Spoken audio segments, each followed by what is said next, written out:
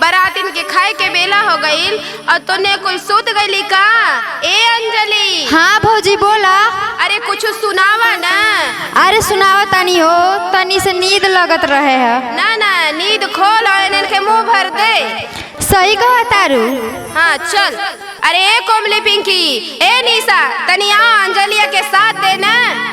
अरे हाँ हो भौजी, तबे न चबक के गाड़ी दे पाई। चलो चलो सब चलो जल्दी। चलो चलो। हाँ रे बुची, तनी चटक मटक सुना तो।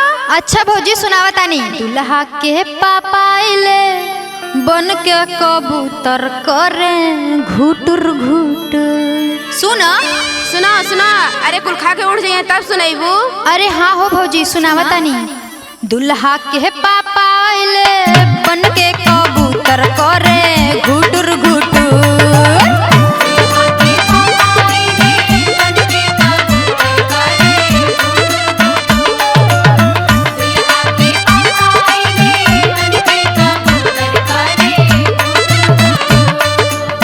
दुल्हा के पापा आइले बन के कबूतर करे घुटुर घुटुर। पिसली मोआ मावा के चटनी ये सरऊ चाटा चुटुर चुटुर।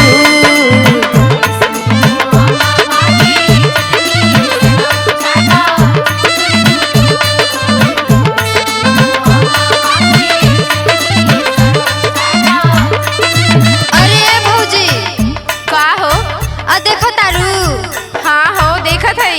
कुल खानदानवे चटोर बा। हाँ हो हाउ करिएवा कब से अंगूरी चाटत बा। सही कहा तारू भौजी।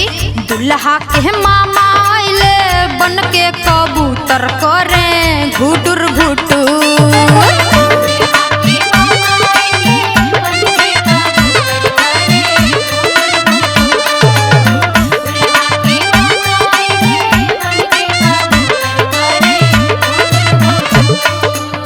दुल्हा के मामा आइले बन के कबूतर करे घुटुर घुटुर। पिसली मोई माली के चटनी ये सरऊ चाटा चुटुर चुटुर।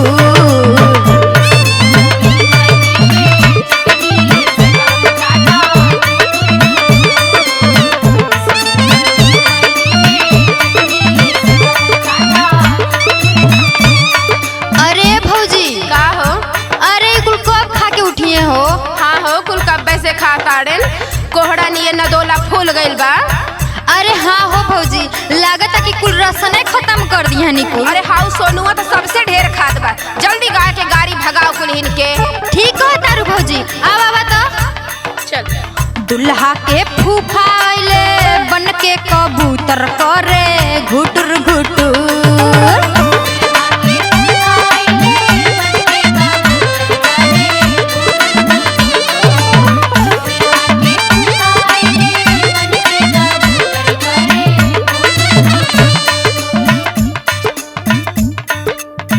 दुल्हा के फूफा आइले बन के कबूतर करे घुटुर घुटुर। पिसली मोआवरा के चटनी ये सरऊ चाटा चुटुर चुटुर।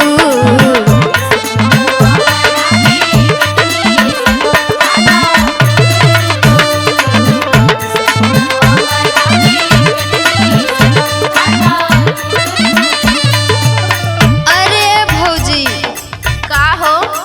अरे हमके तो लगत है कुल ना घस सकी है जल्दी खा के।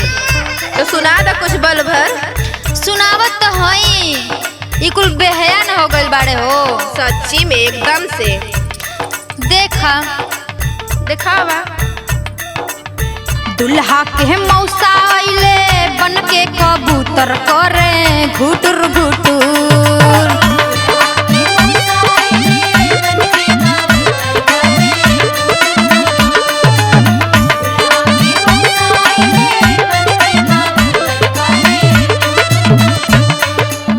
दुल्हा के मौसा आइले बन के कबूतर करे घुटुर घुटुर।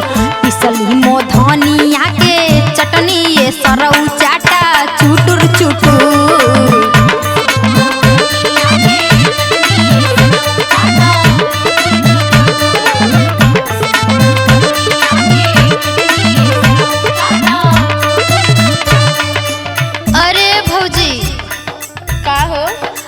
के बाकी बा हो? अरे अबे हाउ दुल्हा के बहनोई बाकी बा और ओकर भाई। अच्छा अबे 2 मिला बाकी बाड़े। हाँ अच्छा ल तेनहू के लिहल जा। हाँ तो लहे लहे लहा दा ना।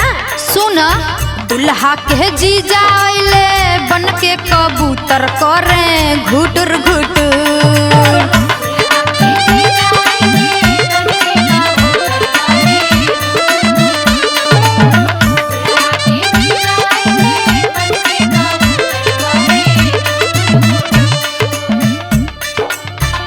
सुना ताड़ू न?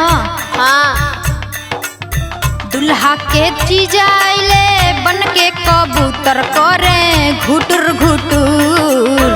पिसली मोदिया के चटनी ये सरऊ चाटा चुटुर चुटुर।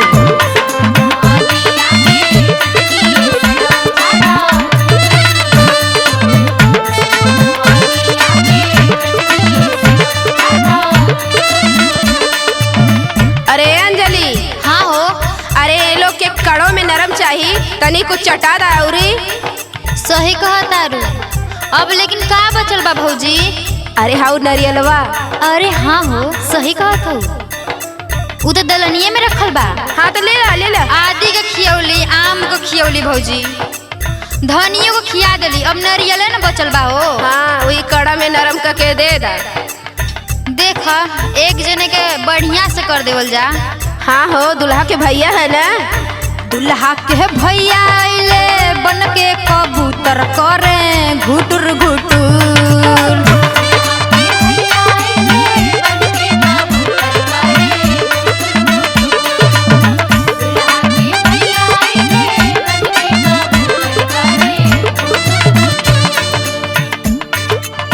दुल्हा के भैया आइले बन के कबूतर करे घुटुर घुटुर।